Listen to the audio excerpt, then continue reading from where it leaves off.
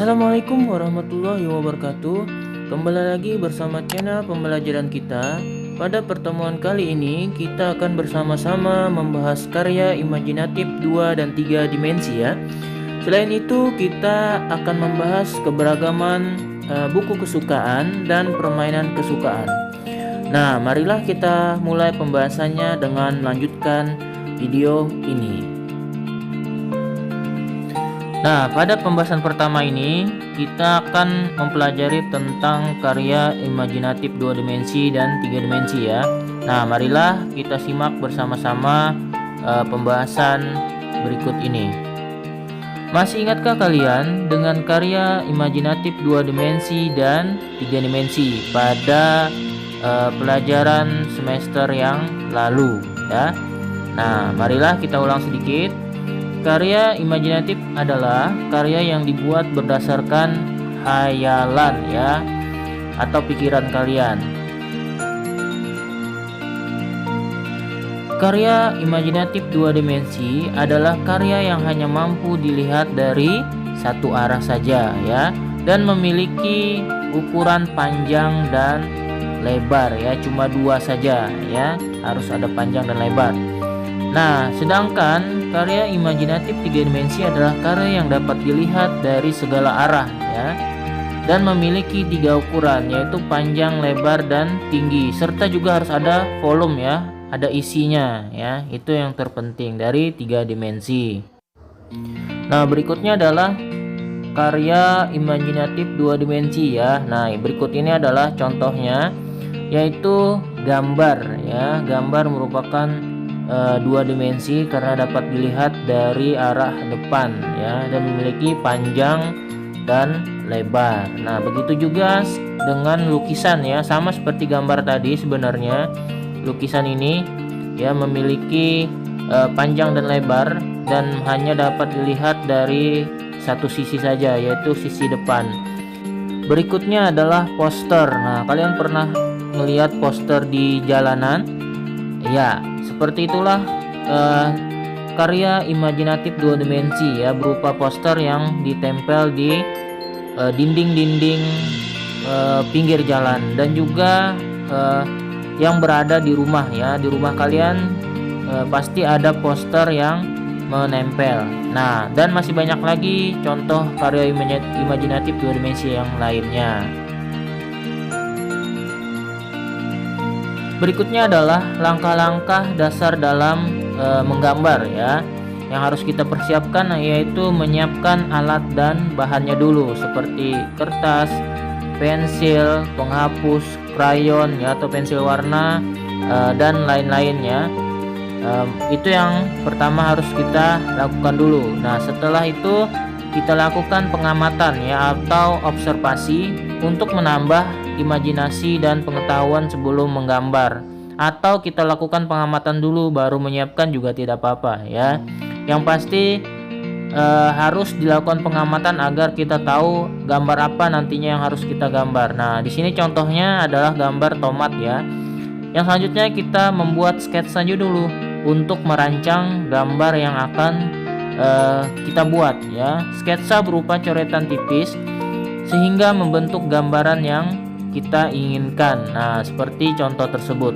Nah, setelah jadi gambar sketsa kita, maka kita memberinya warna ya, yaitu merupakan langkah terakhir dalam menyelesaikan gambaran yang akan kalian buat nantinya. Nah, lihat itu contohnya sudah diwarnain, tomatnya berwarna merah dan daunnya berwarna hijau.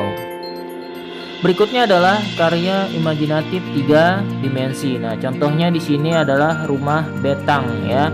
Rumah betang itu merupakan karya imajinatif 3 dimensi dari arsitektur ya. Berarti sama seperti gedung atau rumah kalian atau sekolah, itu merupakan karya imajinatif 3 dimensi juga ya.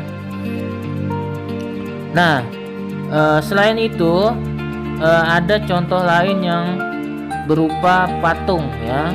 Di sini ada 2 patung sebagai contoh, yaitu yang pertama patung Borobudur, dan yang kedua adalah patung Soekarno. Nah, patung ini juga merupakan karya 3 dimensi yang bisa kita temukan, sama seperti di daerah kita, misalnya patung monyet atau patung burung, patung pesawat ya yang bisa kita temukan. Berikutnya adalah kerajinan ya berupa tas dan dompet. Itu merupakan karya 3 dimensi yang bisa kita temukan di sekitar kita ya. Pasti pernah menemukan hal tersebut. Nah, berikutnya adalah guci ya. Guci juga merupakan karya imajinatif 3 dimensi ya yang bisa kita temukan, dan masih banyak lagi sebenarnya contoh karya 3 dimensi lainnya. Nah, berikut ini adalah langkah-langkah dasar membuat patung hewan ya dari tanah liat yang bisa kita lakukan. Yang pertama, kita harus menyiapkan alat dan bahannya dulu, seperti koran, papan kayu, plastik, tanah liat, wadah yang berisi air. Nah, yang berikutnya adalah menyiapkan alas untuk membentuk tanah liat. Nah, kita bentangkan dulu koran di bawah. Setelah itu kita taruh papan kayu, dan di atas papan kayu kita letakkan plastik ya dengan rapi, seperti contoh yang ada di layar. Yang ketiga adalah kita basahi tangan kita menggunakan air, dan kita ambil tanah liat yang kita perlukan, kemudian kita tekan dan kita remas tanah liat sampai menjadi lembut. Nah, selanjutnya adalah kita membentuk bagian-bagiannya ya. Di sini contohnya adalah hewan atau binatang bebek ya. Kemudian kita satukan bagian-bagian tersebut menjadi utuh ya, dari mulutnya, kepala, badan, sayap ya, dan yang lain-lain lagi.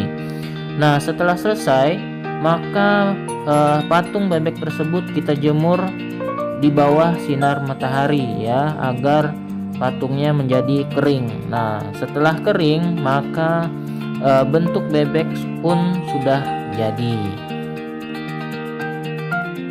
Sekarang kita masuk ke pembahasan yang kedua, yaitu tentang karakteristik individu dalam hal keberagaman perbedaan buku kesukaan dan permainan kesukaannya ya. Masing-masing orang pasti memiliki perbedaan. Nah, marilah kita lanjutkan pembahasan dalam video ini sampai selesai. Yang pertama adalah karakteristik dalam hal perbedaan buku kesukaan ya. Di sana ada contoh 5 sekawan antara Rio, Ayu, Abi, Edo, dan Epi ya. Abi pun memulai pembicaraan, "Aku sedang membaca dongeng fabel," katanya. "Buku apa yang kalian baca, wahai teman-teman?" ya. Memulai kepada teman-temannya, dan teman-temannya pun mulai menjawab.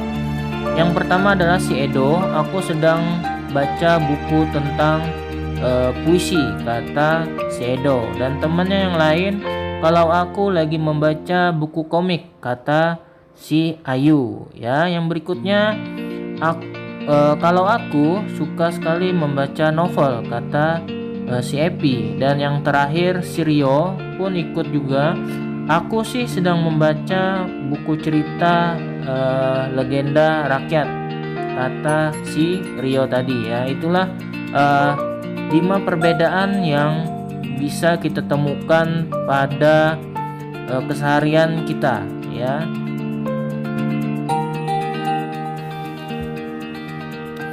Nah, dalam hal ini mereka harus saling menghargai ya, dan menghormati walaupun mereka memiliki buku bacaan kesukaan yang berbeda-beda satu dengan yang lain. "Bagaimana buku yang kalian baca? Apakah kalian senang?" kata si Abi memulai pembicaraan. "Cerita legendanya seru banget, aku senang," kata si Rio. "Aku juga suka," kata si Epi ya. Yang berikutnya adalah, "Aku suka komiknya," kata si Ayu. Nah, yang terakhir si Edo, "Ya, ceritanya seru," kata si Edo ya. Nah, ketika akan membaca buku, selain memilih buku yang berkualitas, pilihlah buku yang sebenarnya kita minati dan senangi ya. serta tidak memaksakan kepada orang lain atau teman kita untuk ikut membaca buku yang kita senangi tersebut. Berikutnya adalah karakteristik individu dalam hal perbedaan permainan kesukaan. Ya, yang pertama adalah bermain layang-layang. Nah, siapa yang suka bermain layang-layang? Apakah kalian juga menyukainya? Nah, yang berikutnya adalah bermain egrang ya. Bermain egrang. Apakah kalian juga menyukai bermain egrang ya? Dari bermain layang-layang ke egrang pasti permainannya berbeda. Nah, yang berikutnya adalah ada juga yang menyukai permainan sepatu roda ya, seperti di layar, dan juga ada yang menyukai bermain sepak bola ya. Setelah itu ada yang menyukai bermain lompat tali, dan yang terakhir adalah bermain bola basket. Nah, masing-masing memiliki perbedaan ya antara satu dan yang lainnya. Pasti kalian memiliki permainan yang berbeda juga, dan tidak menutup kemungkinan ada yang sama. Serta masih banyak lagi contoh permainan yang lainnya ya.